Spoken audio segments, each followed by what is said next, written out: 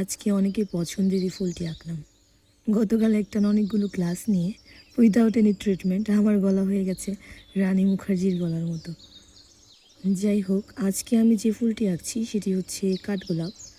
কাঠগোলাপ আমার কাছে একটি অসাধারণ ফুল, কেননা তার রূপের তেমন কোনো জটিলতা নেই, তারপরেও সে দেখতে অসাধারণ এবং খুবই সুন্দর একটি ফুল। এই ফুলটি আঁকার ক্ষেত্রে আমি যে রঙগুলো ব্যবহার করেছি তা হচ্ছে ম্যারিস এবং মনমার্টের অ্যাক্রিলিক রং। শুরুতেই আমি ব্যাকগ্রাউন্ডে থাকা ব্লার ইফেক্টের পাতাগুলো এঁকে নিয়েছি, যাতে পেন্টিংটা দেখতে একটু বেশি সুন্দর হয়।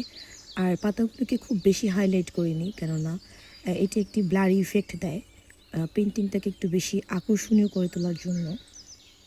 কাঠগোলাপের পাপড়ি হচ্ছে আমার কাছে খুব জটিল একটি বিষয়, কেননা এখানে অনেকগুলো কালারের পর্যায়ক্রমিক ব্লেন্ডের বিষয় থাকে।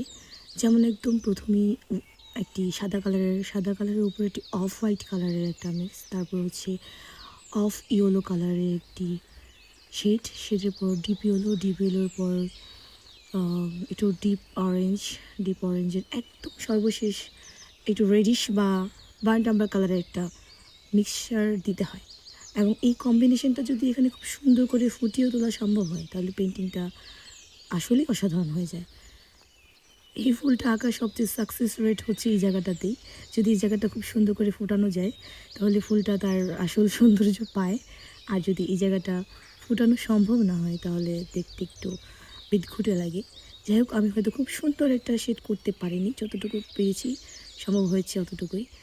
আর শেষমেশ কাজের শেষে তো একটা সাইন করতেই হয়, অবশ্য আজকে কলম ইউজ করিনি। এই তো আমার পেন্টিংটা শেষ হলো। টেন টানা, আল্লাহ হাফেজ।